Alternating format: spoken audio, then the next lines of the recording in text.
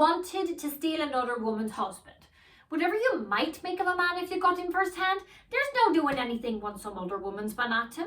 Started scraping off the first layer of paint, decided she doesn't like him and leaving him all scratchy and patchy.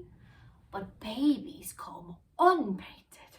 Well, they have their own smell like new wood has. Mothers go at their offspring like a man at a virgin, no shame or mercy. But you stand beside a pram and you stare, the way a woman on a diet might stare at a bar of chocolate in a shop. Well, it happened like that. I came out of the supermarket. There, laying out in strollers, were 3 infants. I stopped to glance at the babies the way people do, and well, one of them looked at me. She was so new, so completely new. Well, that I was mad to have her. Well, it's like when you see a dress in a shop that you just have to have because you know it'll change your life.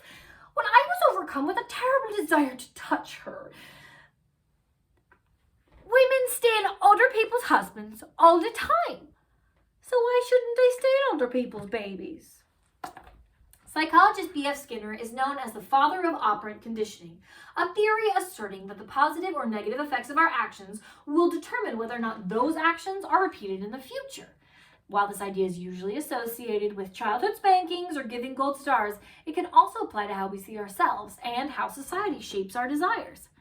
But does it shape our desire to be parents? The Stolen Child by Claire Boylan. Walking away from the supermarket with somebody else's child, I did not feel guilty. I was cleansed. I was absolved of the guilt of not fitting in. Well, and I loved that baby. She seemed to understand that I needed her more than her mother did. And she was the sweetest thing. When I gave her a little tickle, she laughed. I believe I have a natural talent as a mother. Mothers don't count their blessings. They complain all the time, and they resent women without children as if they've gotten away with something. We'll talk about a woman scorned, and it's not the men who scorn you neither. They just don't notice you at all.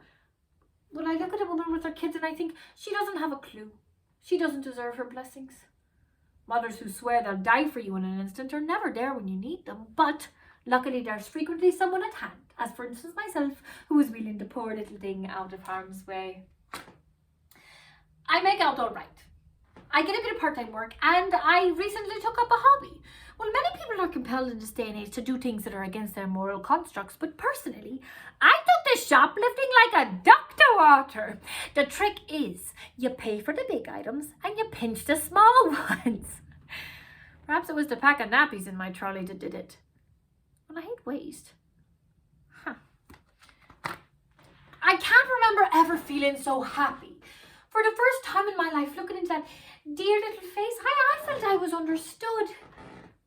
I thought I'd call her Vera. Well, it sounded like the name of somebody that had been around for a long time. Oh, she felt so lovely, like nothing at all. And we looked a picture. She took years off my age. Well, I balanced her on my arm as I warmed up the milk.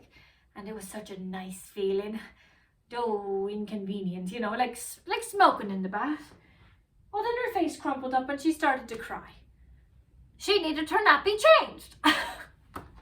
Women complain about the plain duties of motherhood all the time, but I was proud of myself. I wished there was somebody there to see.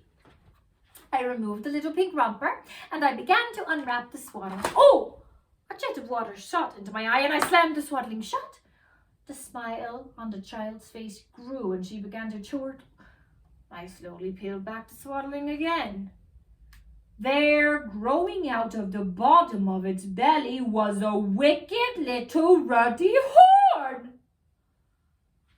It was a boy! Who the hell wants a boy? I had to look into his eye.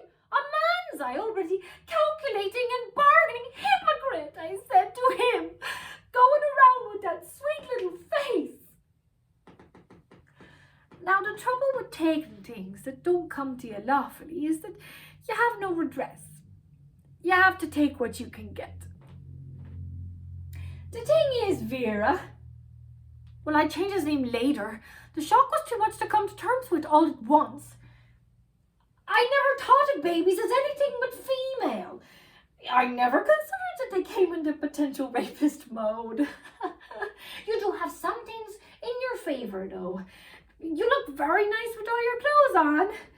On the other hand, I can't stand your sort as a species. Well, I thought that was moderate and rational.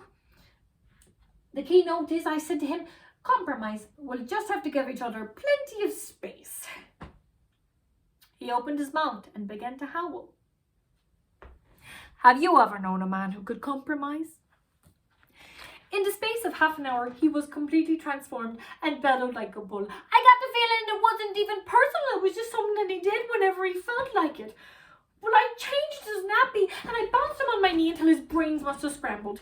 So I strapped him in his stroller and I took him out of doors. Outside, the noise became like a metallic booming. People glared at me and crows fell from their perches in the trees.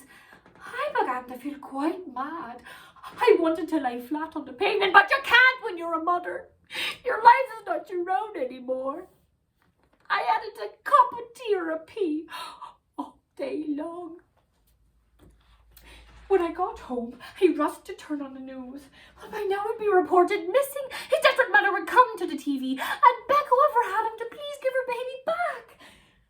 Well, I watched until the weatherman had come and gone. Vera and I wept in unison. After 24 hours, I had entered the twilight zone. I was both lightheaded and depressed, so the tears streamed down my face. My nerve was shotting, my bones fell loose. I had to concentrate like a drunk to put one foot in front of the other. He'd broken me. So I wheeled him back to the supermarket. Now, there are mothers who abandon their children on the steps of churches or in phone booths, but those are stealthy babies, complicit in their own desertion. Vera was like a burglar alarm in reverse. Everywhere I sat him, he went off. I tried cafes, cinemas, police stations. Well, I put him in a wastepaper basket once, and he seemed to like that. But as I was scurrying away, I remembered that vandals sometimes set fire to refuse bins, and so I ran back and I fished him out. At the end of the day, Vera and I watched the telly in tears. Still no report of a missing baby. The third day, I distressed the child and I wheeled him to the bridge. We made our farewells and I slipped a little pink romper over a spike and I left him there. Well, at the end of the bridge, I turned to look back. The child had gone, disappeared. The child had drowned.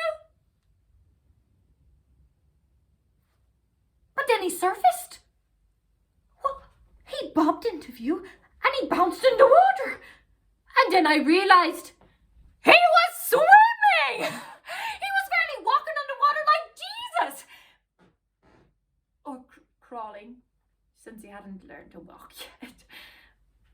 I wanted to tell him that I forgave him for all his primary impulses, that somewhere deep within that well-defended casement was somebody capable of new beginnings.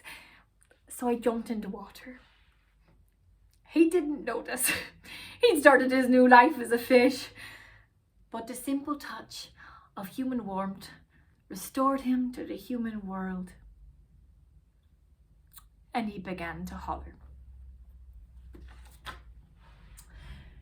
I'd like to report a happy ending, but it took 5 days to locate the mother.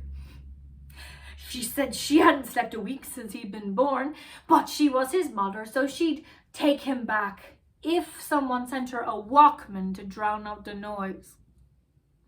Nobody paid any attention to me, the heroine of the hour, who jumped in the river to save a drowning baby. Oh no, it was the mother who stole the limelight. Women sent sound equipment in thousands. And it was left to us, the childless, to listen to the nation's unheeded innocence. Some women just don't deserve to be mothers.